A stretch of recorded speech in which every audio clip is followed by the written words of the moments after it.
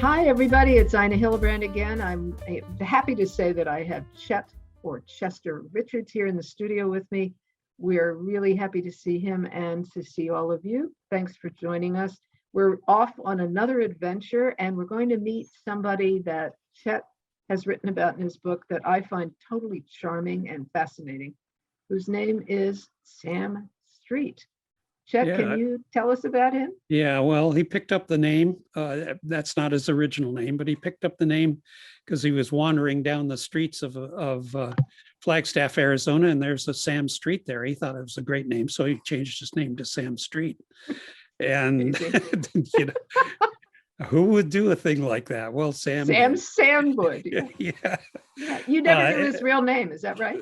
I have no idea what his real name was. Yeah, I love that. It wasn't the last name he ended up with either. He Yeah, changed right, it of again course. once Yeah, again. right. Anyway, so what was going on was back in 1974, I did my first trip down the Grand Canyon in a boating trip that lasted a couple of weeks. We were running in inflated rafts that were oar powered. They did not have motors. And Sam was the trip leader. Now, Sam was an unusual guy because if you talk to the other boatmen on the trip, they were all very skilled boatmen. They were a little wary of this guy, Sam. And in fact, to this day, he's a legendary figure in that community. That's what I wanted to bring you to. I wanted to bring you to the legendary thing he did that's in the book that made me go, you said that he had studied with shamans, and then there was this event that happened on a cliff, on the edge of a cliff. Right. So would you talk about that? Well, he had spent the summer before I met him living with the Navajos and living with a Navajo shaman and picking up the lore from the shaman. So it had changed him. People said that he was different after he'd had that experience. So later in the trip, maybe 3 or 4 days down, we were doing a side hike up a side canyon, and a bunch of the party, Sam and several other people, decided to climb up a dry waterfall. Well, it was actually not a dry waterfall. It was a waterfall that had 2 chutes. One chute had the water coming down, the other chute was dry. So these guys climbed up the dry side, and they went for an expedition up a hanging canyon, which was complete wilderness because people never went up in that place. So the animals were all wild. I mean, they actually, the little furry animals would come up and ask questions, basically, wonder who these people are, who are these characters. Right. Unfortunately, when they got back to the waterfall, the water had shifted from the original wet side over to the dry side. And now they had no way of getting down. They were stuck in this hanging canyon.